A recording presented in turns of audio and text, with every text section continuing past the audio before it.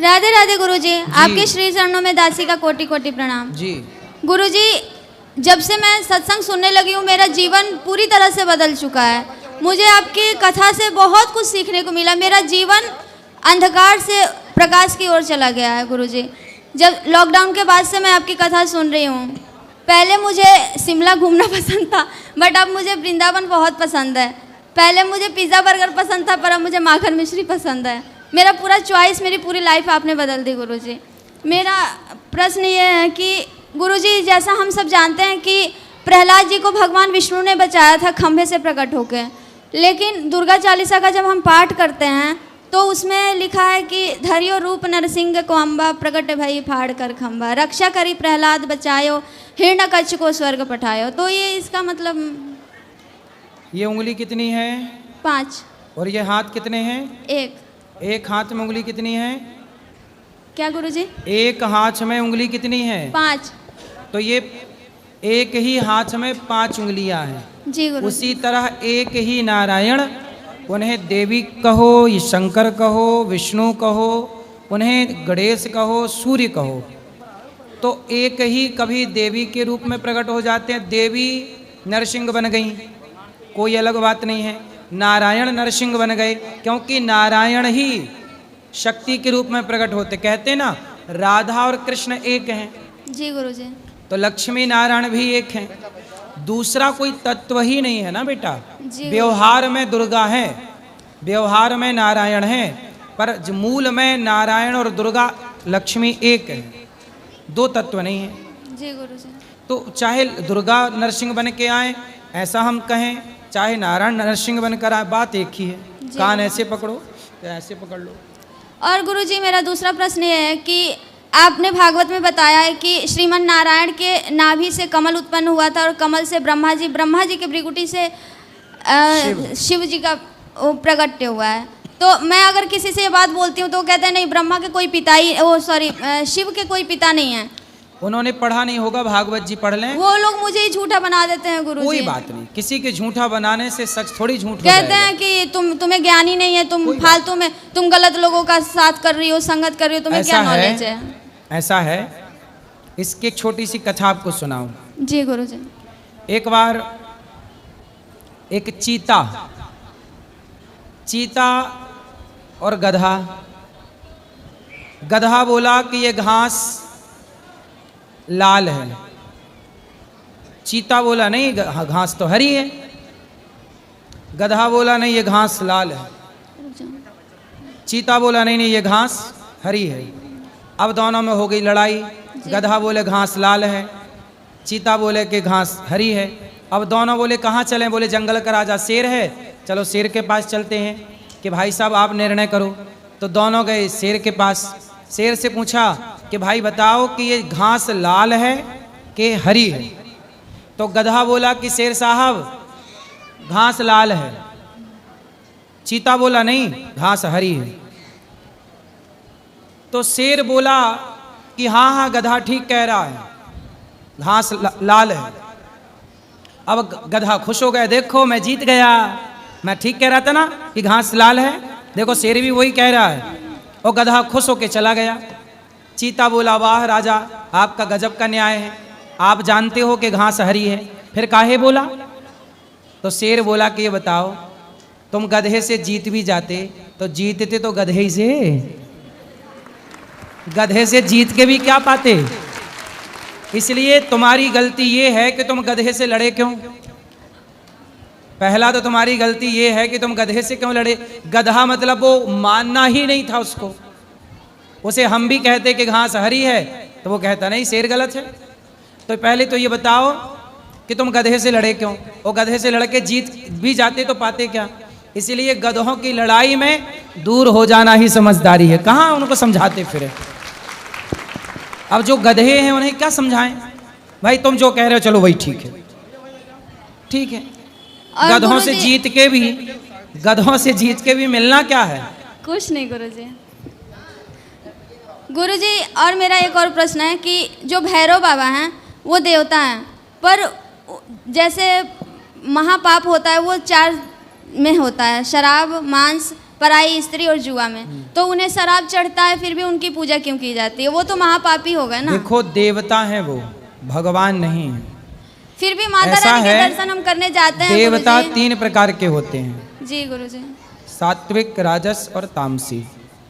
तो ये देवता जो हैं, ये देवता अपने विचार के हैं, ठीक है, वो उनका काम है। तो इसलिए गुरुजी, इंद्र की पूजा नहीं होती। इसलिए हमारे देवताओं की पूजा कहाँ होती? और देवता चित्त न धरई, इसलिए तो हम लोग देवताओं की पूजा नहीं करते कि गुरुजी, देवता भी, माता का जब हम दर्शन करने जाते हैं तो कहते हैं कई बिना बार भैरव के दर्शन देवता के नहीं भी होगा। वह आचरण कर लेते हैं जो संसार का इंसान तक नहीं करता, इसलिए देवताओं की पूजा नहीं होती। और देवता चित्त न धरई, तो कहते हैं वैष्णो देवी जा रहे हो, हाँ तो कालिका जाओ धाम जा वहाँ, रहे वो हो। शिव के गण है। देखो ऐसा है ना, शिव जी के गण हैं, और शिव जी के गण सब तरह के हैं, अब अच्छे वो भी बुरे जेंट्स भी। ये समझते हैं कुछ मर्द कि हम शराब पियेंगे, क्या ये भैरव बाबा का प्रसाद है, पी तो लो। बोले तुमको भैरव बनना है, कहते हैं बोले अगर- भैरव बनना है तो पियो, पर यदि राम बनना है तो फिर राम का आचरण उतारो।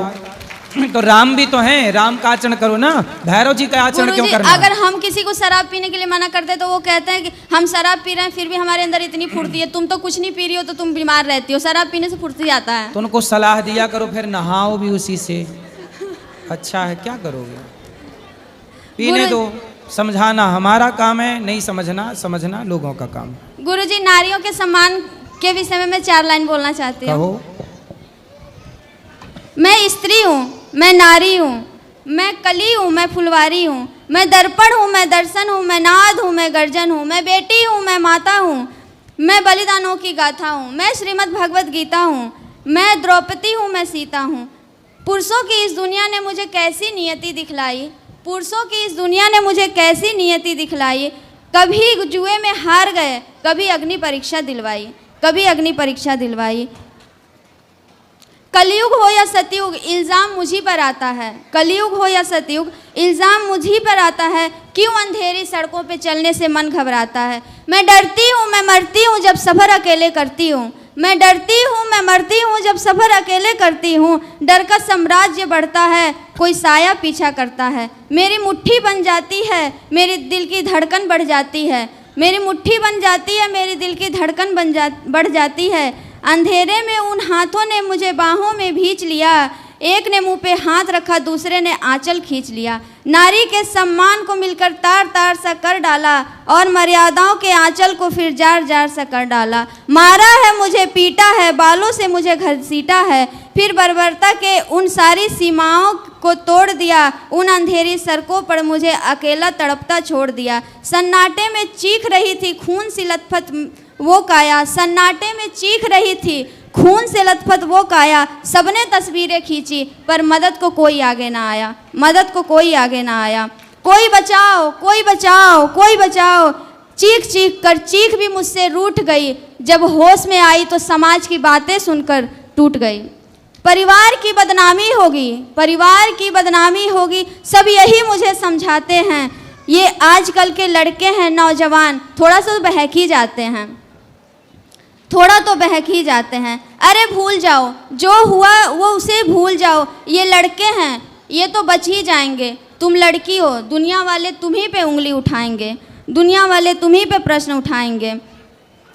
क्यों कोई नहीं था साथ में, क्यों निकली अकेली रात में, क्या गहने थे, क्या छोटे कपड़े पहने थे। प्रश्नों के इस भूल भुलैया में, प्रश्नों के इस भूल भुलैया में सच्चाई कहीं खो जाती है, प्रश्नों के इस भूल भुलैया में सच्चाई कहीं खो जाती है। सब कुछ भूल जाओ ये कहने वालों, क्या तुम्हें शर्म नहीं आती, क्या तुम्हें शर्म नहीं आती है। कैसे भूलूं उन रातों को, कैसे भूलूं उन रातों को, मुझे छूते उन हाथों को। कैसे भूलूं उन तकलीफ़ों को, कैसे भूलूं उन चीखों को, कैसे भूलूं उन दर्द को।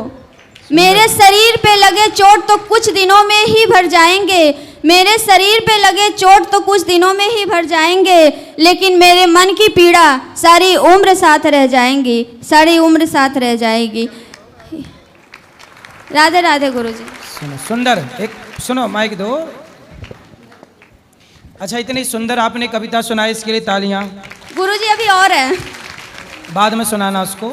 पर जो कविता सुनाई ना, उससे एक सवाल खड़ा हुआ, जी गुरुजी। और वो सवाल ये है, आप बताओ, दुर्योधन सही था, द्रौपदी की साड़ी उतार रहा था, दुशासन, तो दुशासन सही कर रहा था कि गलत? गलत। किसकी गलती थी इसमें? दुशासन की। दुशासन की। क्या दुशासन की माता गांधारी की गलती नहीं थी जिसने संस्कार देना भूल गई अपने बेटे को? जी गुरुजी।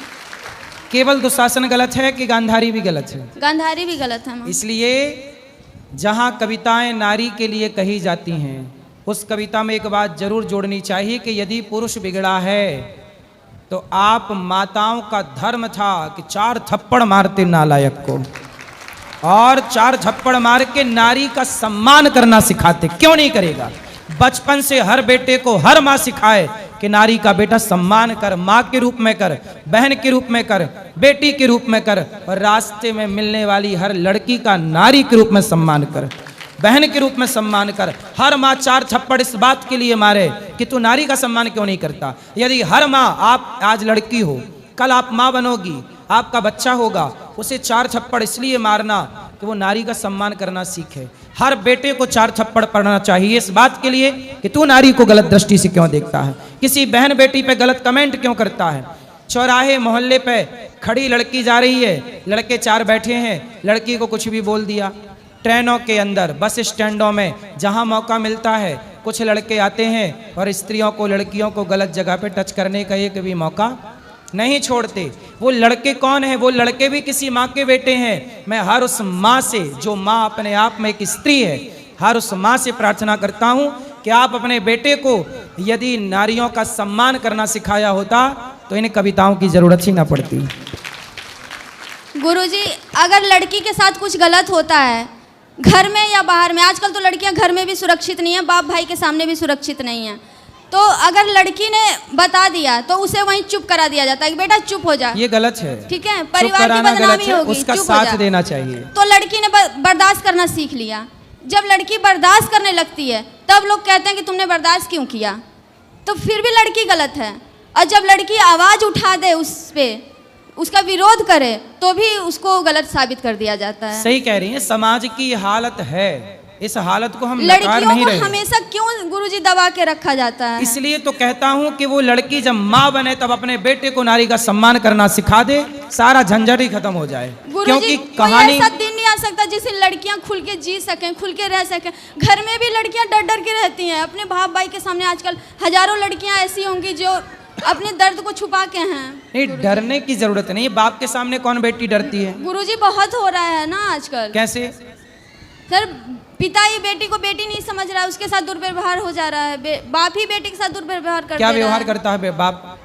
मेरे पिताजी नहीं, दुनिया की बात करो। क्या दुर्व्यवहार करते हैं पिता लोग? अब गुरुजी गलत व्यवहार कर देते हैं। अच्छा जी गुरुजी, आजकल हो रहा है ऐसा, बहुत मैंने सुना है। मतलब पिता अपनी बेटी के साथ गलत व्यवहार? जी गुरुजी। तो आपके कोई जानने पहचानने वालों के साथ हुआ है ऐसा? जी गुरुजी। हुआ है। इसलिए शास्त्रों की मैंने एक बात कही थी तो लोगों ने मेरा विरोध किया था। नहीं गुरुजी, आप A to Z हर बात सच करते हैं। जो मीडिया वाले आपके पीछे पड़े हुए हैं, मैं उन्हें आपके माध्यम से बता दूं कि अगर उन्हें मेरे गुरुजी की बात गलत लग रही है तो वो दिल्ली मेट्रो स्टेशन के सामने जाके टॉयलेट के सामने मात्र 10 मिनट खड़े होकर देख लें कि उन लड़कियों की हालत क्या है। घर से ऑफिस जाने के वक्त और ऑफिस से घर आने के बाद गुरुजी, ड्रेस घर से कुछ और पहन के आती हैं, बाथरूम में जाती हैं कुछ और पहन लेती हैं, और ऑफिस में जाती हैं जॉब करने, फिर जॉब से आती हैं फिर ऑफिस में चेंज कर लेती हैं। तो ये क्या है गुरुजी? इन लड़कियों की औकात तो 2 कौड़ी की है बस, मैं तो इतना कहूँगी। गुरुजी, आप बिल्कुल सच कहते हैं हर बात। विरोध करने वाले मीडिया वाले आपके पीछे पड़ गए, पता नहीं उनको क्या जलन मच रही है आपसे। सनातन का विरोध करना है कुछ लोगों को, बस वो कर रहे हैं बेचारे अपना काम। गुरुजी, आप कहते हैं सबके अंदर भगवान का दर्शन करो, ऐसे इंसान के अंदर कैसे भगवान का दर्शन किया जा सकता है? इसलिए तो ऐसे लोगों को नरसिंह भगवान ने प्रकट होकर हिरण्यकश्यप की छाती फाड़ दी। चलो, राधे राधे गुरुजी। खुश रहिए।